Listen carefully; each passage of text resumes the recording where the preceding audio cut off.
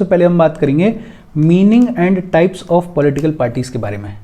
Political party होने का मतलब क्या होता है? बहुत सिंपल, कोई भी ऐसी वॉलंटरी एसोसिएशन या इंडिविजुअल्स का ऑर्गेनाइज्ड ग्रुप जो कि सेम पॉलिटिकल व्यूज़ को शेयर करते हैं, जो कि कॉन्स्टिट्यूशनल मीन्स के थ्रू पॉलिटिकल पावर को गेन करना चाहते हैं और जो नेशनल इंटरेस्ट को प्रमोट करने के लिए काम करते हैं, ऐसे वॉलंटरी एसोसिएशंस को, ऐसे इंडिविजुअल्स के ऑर्गेनाइज्ड ग्रुप को पॉलिटिकल पार्टी कहा जाता है। दो तीन चीज़ें इंपॉर्टेंट हैं। कोई भी ऐसी वॉलंटरी एसोसिएशन या इंडिविजुअल्स का ऑर्गेनाइज्ड ग्रुप जो कि एक तो सेम पॉलिटिकल व्यूज़ को शेयर करते हैं, दूसरा कॉन्स्टिट्यूशनल मीन्स के थ्रू पॉलिटिकल पावर को गेन करना चाहते हैं, और तीसरा नेशनल इंटरेस्ट को प्रमोट करने के लिए काम करते हैं, ऐसे वॉलंटरी एसोसिएशंस को, इंडिविजुअल्स के ऑर्गेनाइज्ड ग्रुप्स को पॉलिटिकल पार्टीज कहा जाता है। दुनिया भर में जितनी भी मॉडर्न डेमोक्रेटिक स्टेट्स हैं उनमें 4 टाइप्स की पॉलिटिकल पार्टीज देखने को मिलती हैं। और ये कौन कौन सी 4 टाइप्स की पॉलिटिकल पार्टीज देखने को मिलती हैं? एक होती हैं रिएक्शनरी पार्टीज। रिएक्शनरी पार्टीज वो पार्टीज होती हैं जो कि old socio economic system, old political institutions के साथ में लटक के रहना चाहते हैं। इनका मानना है कि जैसे पुराना सोशियो इकोनॉमिक सिस्टम था, जैसे पुराने पॉलिटिकल इंस्टीट्यूशंस थे, वैसे ही आज भी होने चाहिए। दूसरी होती हैं कंजर्वेटिव पार्टीज। कंजर्वेटिव पार्टीज वो पार्टीज होती हैं जो कि स्टेटस क्वो में बिलीव करती हैं, जिनका ये मानना है कि आज जैसे इंस्टीट्यूशंस हैं उनमें कोई चेंज, उनमें कोई रिफॉर्म करने की ज़रूरत नहीं है, जैसे इंस्टीट्यूशंस हैं उनको वैसा ही रखा जाए। तीसरी होती हैं लिबरल पार्टीज़। लिबरल पार्टीज़ वो पार्टीज़ हैं जो कि ये कहती हैं कि एग्जिस्टिंग इंस्टीट्यूशंस में रिफॉर्म्स किए जाएं, एग्जिस्टिंग इंस्टीट्यूशंस में चेंजेस किए जाएं, बदलाव किए जाएं। और फाइनली चौथी होती हैं रेडिकल पार्टीज़। वो पार्टीज़ जो कि ये कहती हैं कि एग्जिस्टिंग इंस्टीट्यूशंस को पूरी तरीके से ओवरथ्रो किया जाना चाहिए और एक कंप्लीटली नया ऑर्डर इस्टेब्लिश किया जाना चाहिए। बहुत सिंपल, रिएक्शनरी पार्टीज़ वो पार्टीज़ हैं जो कि old socio economic system, old political institutions के साथ में जीना चाहते हैं, जैसे पहले सिस्टम चलता था वैसे ही आज भी चलाना चाहते हैं। दूसरी होती हैं कंजर्वेटिव पार्टीज़ जो कि बात करती हैं स्टेटस क्वो के बारे में। इनका मानना ये है कि आज की डेट में जो इंस्टीट्यूशंस हैं उनको वैसे का वैसा ही रखा जाए, उनमें कोई चेंज, उनमें कोई रिफॉर्म करने की ज़रूरत नहीं है। तीसरी होती हैं लिबरल पार्टीज़ जो कि ये कहती हैं कि एग्जिस्टिंग इंस्टीट्यूशंस में रिफॉर्म्स करने की ज़रूरत है, चेंजेस करने की ज़रूरत है, बदलाव करने की ज़रूरत है। और चौथी होती हैं रेडिकल पार्टीज़ जो कि ये कहती हैं कि एग्जिस्टिंग इंस्टीट्यूशंस को पूरी तरीके से ओवरथ्रो कर देना चाहिए और एक कंप्लीटली न्यू ऑर्डर को इस्टेब्लिश करना चाहिए। अच्छा, दुनिया भर में जितने भी पॉलिटिकल साइंटिस्ट हैं उन्होंने इन पॉलिटिकल पार्टीज़ को 2-3 कैटेगरीज में डिवाइड किया है। आपने सुना होगा, कुछ को बुलाया जाता है लेफ्टिस्ट पार्टीज़, कुछ को बुलाया जाता है राइटिस्ट पार्टीज़, कुछ को बुलाया जाता है सेंट्रिस्ट पार्टीज़। तो ये जो रिएक्शनरी पार्टीज़ हैं और जो कंजर्वेटिव पार्टीज़ हैं, ये दोनों आती हैं राइटिस्ट की कैटेगरी में। रिएक्शनरी पार्टीज़ और कंजर्वेटिव पार्टीज़ किस कैटेगरी में आती हैं? राइटिस्ट की कैटेगरी में। लिबरल पार्टीज़ आती हैं सेंटरिस्ट की कैटेगरी में और रेडिकल पार्टीज़ आती हैं लेफ्टिस्ट की कैटेगरी में। अगर इंडिया के कॉन्टेक्स्ट में बातचीत की जाए तो इंडिया में CPI और CPM are examples of leftist parties, Congress example है सेंट्रिस्ट पार्टी का, और BJP is an example of rightist party. दुनिया भर में जितने भी मॉडर्न डेमोक्रेटिक स्टेट्स हैं उनमें 4 टाइप के पॉलिटिकल पार्टीज़ देखने को मिलते हैं और दुनिया भर में 3 टाइप के पार्टी सिस्टम्स देखने को मिलते हैं। कौन कौन से 3 टाइप के पार्टी सिस्टम्स देखने को मिलते हैं? कुछ कंट्रीज़ ऐसी हैं जहाँ पे चलता है one party system. One party system में बेसिकली क्या होता है?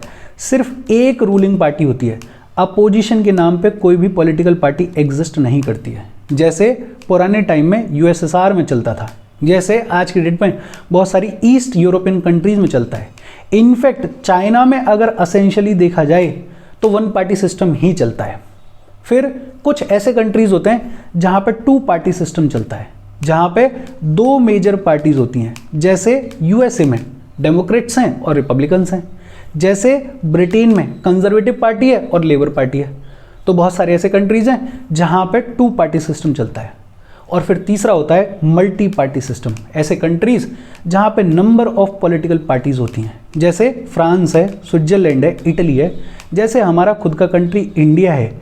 इंडिया में चलता है मल्टी पार्टी सिस्टम। बहुत सिंपल सी बातचीत, एक बार अगर फिर से देखें तो पॉलिटिकल पार्टी होने का मतलब क्या है कोई भी ऐसी वॉलंटरी एसोसिएशन या इंडिविजुअल्स का ऑर्गेनाइज्ड ग्रुप जो कि सेम पॉलिटिकल व्यूज़ को शेयर करते हैं, जो कि कॉन्स्टिट्यूशनल मीन्स के थ्रू पॉलिटिकल पावर को गेन करना चाहते हैं और नेशनल इंटरेस्ट को प्रमोट करने के लिए काम करते हैं, ऐसे वॉलंटरी एसोसिएशंस को, ऐसे इंडिविजुअल्स के ऑर्गेनाइज ग्रुप को पॉलिटिकल पार्टी कहा जाता है। दुनिया भर के जितने भी मॉडर्न डेमोक्रेटिक स्टेट्स हैं उनमें 4 टाइप की पॉलिटिकल पार्टीज देखने को मिलती हैं। एक होती हैं रिएक्शनरी पार्टीज, वो पार्टीज जो कि old socio economic system, old political institutions के साथ में जीना चाहते हैं। दूसरी होती हैं कंजर्वेटिव पार्टीज जो कि स्टेटस को की बात करते हैं, जो ये कहते हैं कि एग्जिस्टिंग इंस्टीट्यूशंस में कोई भी बदलाव करने की ज़रूरत नहीं है, कोई भी चेंज करने की ज़रूरत नहीं है।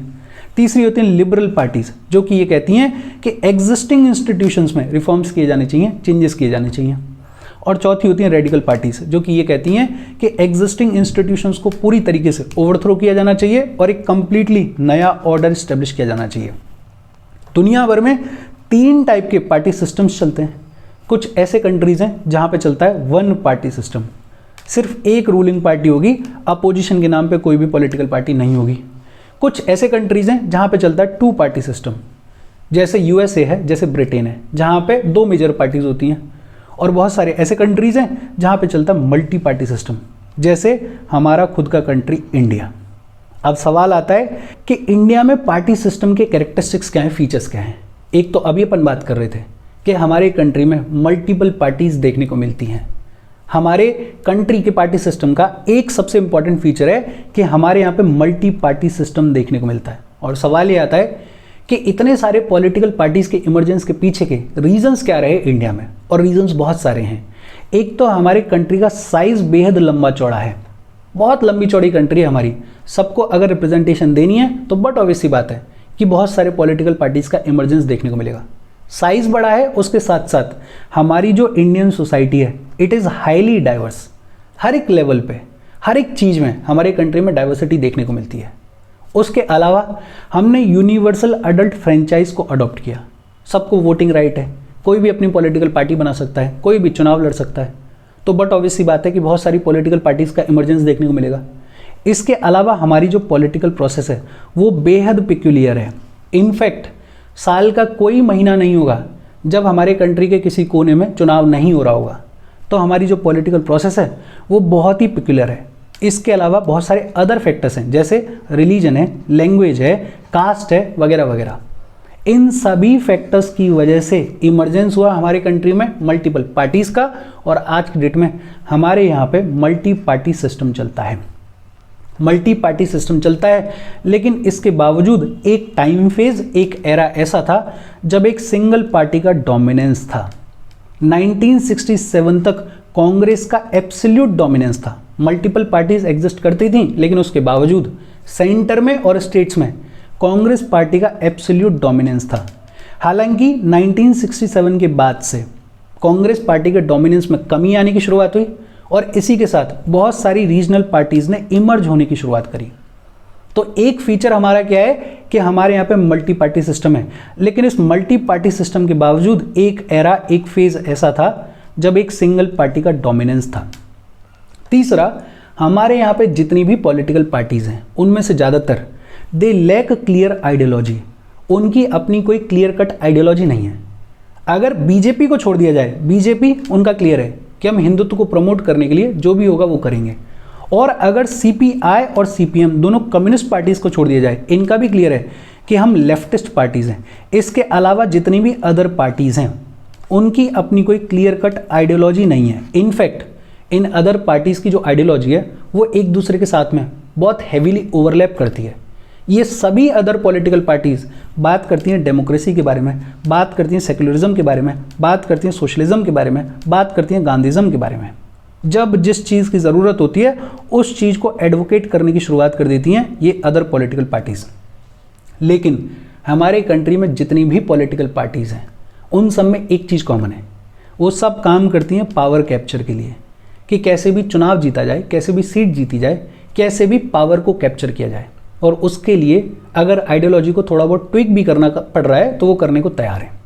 हमारे यहाँ पे एक तो मल्टी पार्टी सिस्टम है। मल्टी पार्टी सिस्टम होने के बावजूद एक टाइम ऐसा था जब एक सिंगल पार्टी का डोमिनेंस था। और तीसरा, हमारे यहाँ पे ज़्यादातर political parties they lack clear ideology. एक और बड़ा सिग्निफिकेंट फीचर है हमारे पार्टी सिस्टम्स का, और वो है हमारे यहाँ पे चलता है पर्सनैलिटी कल्ट। एक टाइम ऐसा था जब नेहरू बड़े थे, फिर ऐसा टाइम आया जब इंदिरा गांधी बड़ी हो गई, आज की डेट में प्राइम मिनिस्टर मोदी बहुत बड़े हैं। पर्सनैलिटी कल्ट हमारे पार्टी सिस्टम का फीचर हमेशा से रहा है। इनफैक्ट पॉलिटिकल लीडर जो है वो पार्टी से बड़ा हो जाता है तो पर्सनैलिटी कल्ट देखने को मिलता है। फिर हमारे यहाँ पे ज़्यादातर जो पॉलिटिकल पार्टीज़ हैं they are based on traditional factors. Western countries की अगर बात करें तो वहाँ पे पार्टीज फॉर्म हुई on the basis of socio economic and political programme.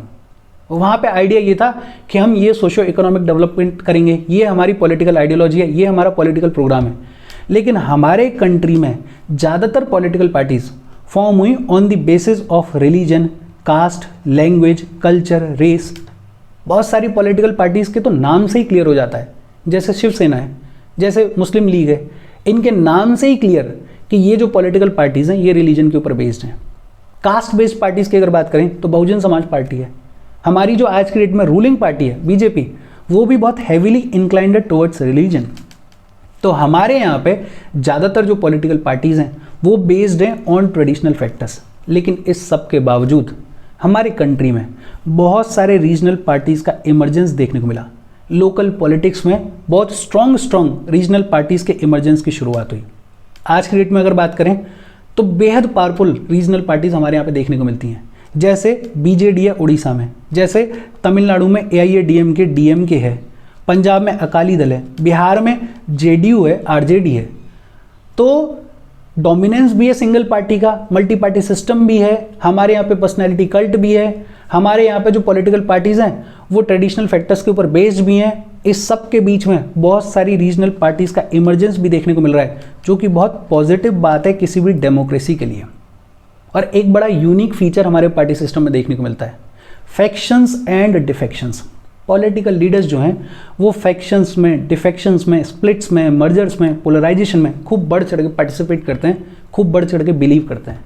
Basic idea ये है कि किसी भी पॉलिटिकल लीडर को पावर चाहिए, उसको पैसा चाहिए, उसको कुर्सी चाहिए, और जहाँ भी कुर्सी मिलेगी वो उस पार्टी में चला जाएगा, किसी भी पार्टी को छोड़ देगा, चाहेगा तो अपनी पार्टी शुरू कर देगा।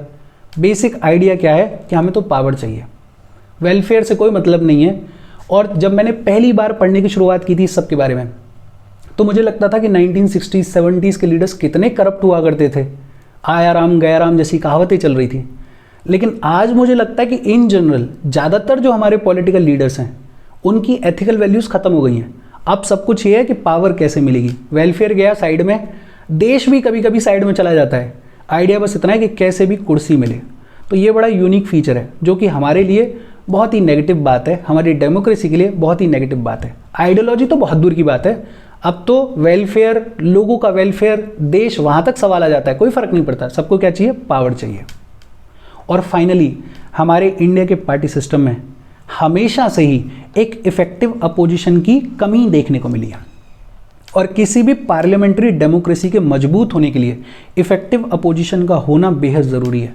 बिकॉज जब एक इफेक्टिव अपोजिशन होती है तो वो सरकार की ऑटोक्रेटिक टेंडेंसीज को कंट्रोल में रखती है। जब एक इफेक्टिव अपोजिशन होती है तो वो एक ऑल्टरनेटिव गवर्नमेंट के तौर पे तैयार रहती है। जब एक इफेक्टिव अपोजिशन होती है तो वो सरकार को काउंटर करती है और लोगों के वेलफेयर के लिए काम करती है। भाई, क्योंकि अपोजिशन भी यही चाह रही है ना कि अल्टीमेटली हमें पावर मिले, तो उसको लोगों के वेलफेयर के लिए काम करना पड़ेगा। बट हमारे यहाँ पे पिछले 50-60 साल में, 70 साल में ये देखने को मिला है कि बहुत रेयर टाइम्स ऐसे हैं जब हमारे यहाँ पे कोई इफेक्टिव, कोई स्ट्रॉन्ग अपोजिशन थी। अदरवाइज जनरल पैटर्न ये रहा है कि हमारे यहाँ पे इफेक्टिव अपोजिशन की कमी देखने को मिली है, जो कि डेमोक्रेसी के लिए अपने आप में खराब बात है। इफेक्टिव अपोजिशन का होना किसी भी डेमोक्रेसी के लिए बेहद ज़रूरी है। और ये हो गए हमारे इंडिया के पार्टी सिस्टम्स के कैरेक्टरिस्टिक्स। एक बार अगर फटाफट से नाम देखें तो हमारे यहाँ पे मल्टी पार्टी सिस्टम है। मल्टी पार्टी सिस्टम होने के बावजूद एक फेज़ ऐसा था जब एक सिंगल पार्टी का डोमिनेंस था। हमारे यहाँ पे जितनी भी पॉलिटिकल पार्टीज़ हैं उनमें से ज़्यादातर they lack clear cut ideology. In fact इनकी जो आइडियोलॉजी है वो एक दूसरे के साथ में बहुत हैवीली ओवरलैप करती है। हमारे पार्टी सिस्टम में पर्सनैलिटी कल्ट देखने को मिलता है। ज़्यादातर हमारी जो पॉलिटिकल पार्टीज़ हैं वो ट्रेडिशनल फैक्टर्स के ऊपर बेस्ड हैं। बट इस सब के बावजूद हमारे यहाँ पे एक बहुत पॉजिटिव चीज़ है, और वो पॉजिटिव चीज़ क्या है कि बहुत सारी रीजनल पार्टीज़ का इमरजेंस देखने को मिल रहा है। और ये जो रीजनल पार्टीज़ हैं ये कंट्रीब्यूट करती हैं for the representation of the marginalised people, for the representation of the suppressed oppressed people. एक और फीचर है, हमारे जो पॉलिटिकल लीडर्स हैं उन्होंने बढ़ चढ़ के फैक्शंस, डिफेक्शंस, पोलराइजेशन उस सब में पार्टिसिपेट किया है, उस सब में बिलीव करते हैं। अल्टीमेट गोल ये है कि कैसे भी हमें पावर मिल जाए। और एक जो सबसे नेगेटिव चीज़ है हमारे पार्टी सिस्टम की, वो है इफेक्टिव अपोजिशन प्रोवाइड करने में हमारा ये जो पार्टी सिस्टम है, ये जो डेमोक्रेसी है, वो थोड़ा पिछड़ा हुआ रहा है, वो थोड़ा पीछे रहा है। बिकॉज किसी भी डेमोक्रेसी के लिए एक इफेक्टिव अपोजिशन का होना बेहद ज़रूरी है। और इसके साथ आज की अपनी बातचीत खत्म हो गई। बेहद इजी सेशन था, फिर भी अगर कोई डाउट है तो कमेंट करके पूछ लेना। Thank you very much.